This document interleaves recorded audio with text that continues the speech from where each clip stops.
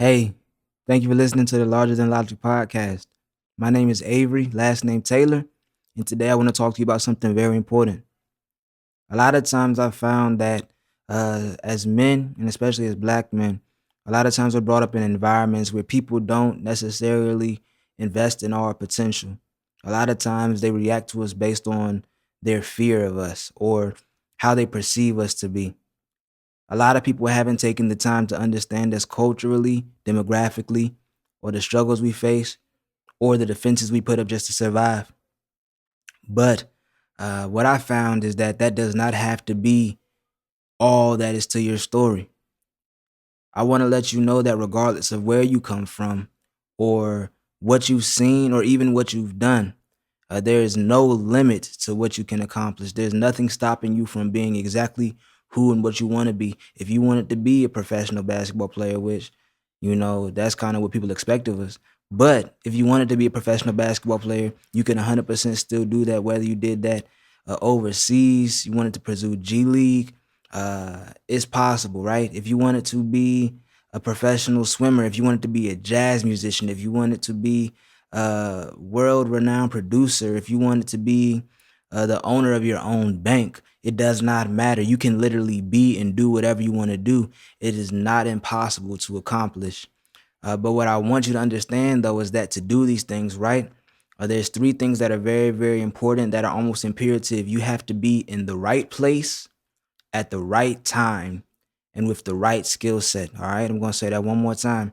You must be in the right place at the right time with the right skill set. I'd like to tell you a story to try to make this make a little bit more sense and hopefully get it to stick in your brain. So, a few years back, let's say about 3 or 4 years, I was working in a restaurant. I'm not going to name drop just off of the strength that I don't want any brands or any entities um, in their feelings with me about using their name in my content. But I was working for a restaurant, right? And at this restaurant, it was a cool experience at first. I made a lot of friends, had a lot of fun experiences, and I learned a lot, right? And I'd even say I grew a lot. But it got to a point where it started getting pretty toxic, okay? What do I mean by toxic? I mean, my coworkers began fighting, like literally fist fighting. It was almost every week somebody was trying to fight, right? I had customers trying to fight me.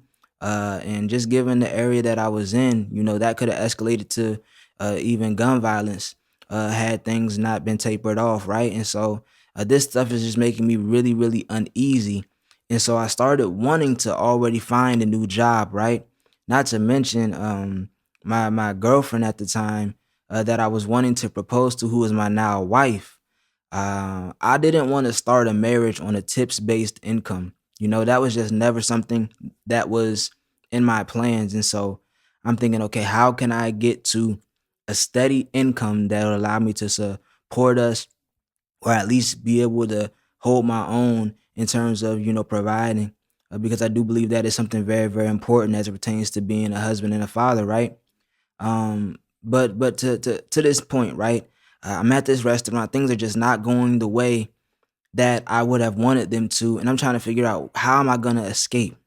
Now, the thing about me, y'all, is that I've always been able to speak and communicate and connect with people.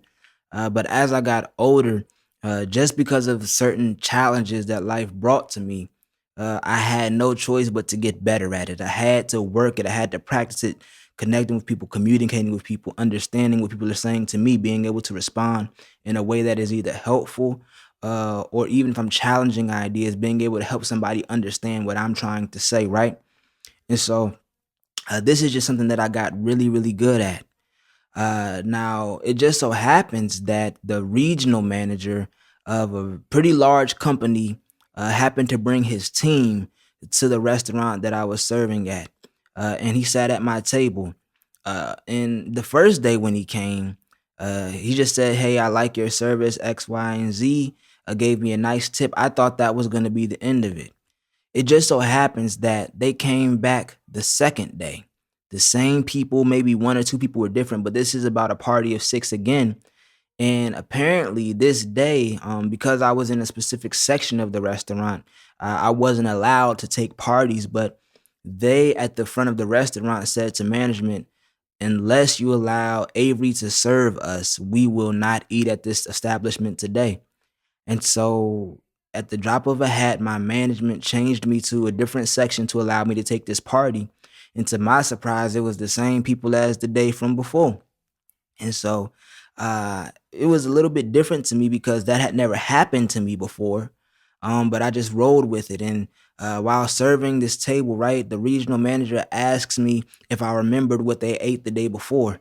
I remember what each and every one of them had eaten the day before, because in order to be a good speaker, you have to be a good listener and you have to remember. Not only that, but he asked me if I remembered their names. I remembered each and every one of their names, minus the one or two people that was different.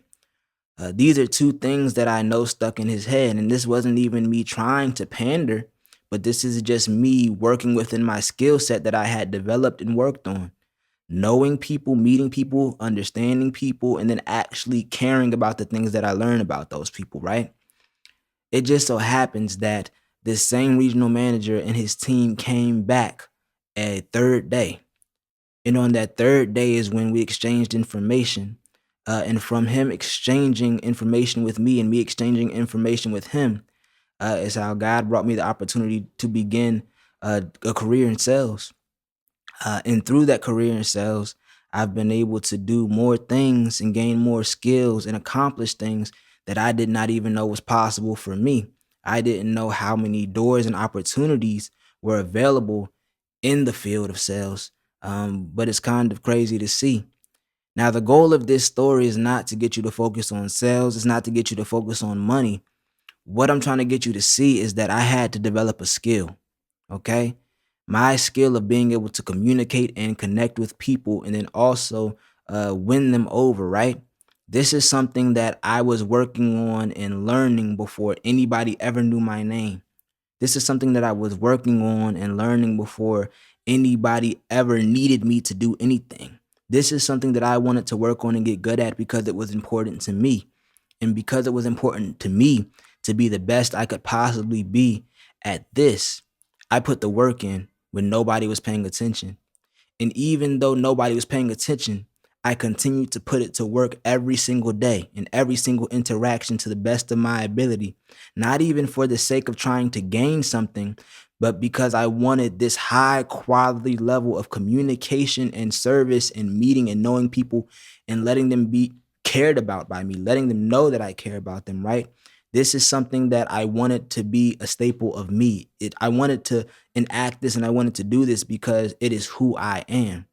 And by working on myself, right, and working on the skill and making it a part of who I am, it allowed me to be able to walk into an opportunity that honestly is pretty that is honestly tailored for me and my skill set and who I am and what I do naturally, right? And so why am I telling you this? I'm telling you this because I want you to understand that the same way that things like this have happened for me, they can 100% happen for you. But the thing about it is, you have to be in the right place at the right time with the right skill set. If I had never learned how to communicate, if I had never learned how to convey ideas in a clear manner, right? I could have met this regional manager and they would have wanted nothing to do with me because I don't listen well, I don't communicate in a way that they understand, and I'm of no use to them. I cannot provide them any value, right? If I was not willing to work, if I was in the house all day on my phone scrolling, I would not have a job and I would not be able to be in the right place to be able to connect and meet with people that we might be able to be of mutual benefit to one another, right? And at the right time, if I'm not reliable, if I'm not coming, if I'm not showing up consistently, whether I am in the right place or I'm not, or I do have the right skill set, if I'm not there at the right time, if I'm not putting myself out there enough for somebody to grab at what I have to offer, then I'm also not going to be able to see myself be able to take advantage of the same opportunities. And so, what I want to leave you with today is this: I need you to begin to work at becoming really, really, really good at something. I need you to work at becoming flawless at something. Be as good as you can possibly be. And don't work on it because you want to get something. Don't work on it because you want to be even just viewed a certain way. Work on it because it is imperative to you being who you were created to be. Okay? And then once you learn how to do that thing really, really, really good, and let me remind you that there's nothing too small or too big to become great at. But once you become really, really, really, really good at something, I need you to work at that skill set and put it on display every single day. This needs to be a part of who you are. When people think of you, I need them to think of what you're capable of doing, right? And why is that? Because that is when you're going to be seen and viewed and be able to actually be a person of value to the world around you. And I believe that if you're able to do these things, right? Show up every day, be in the right place at the right time and work that skill set, it is impossible for the opportunities that you are looking for to not fall into your lap consistently.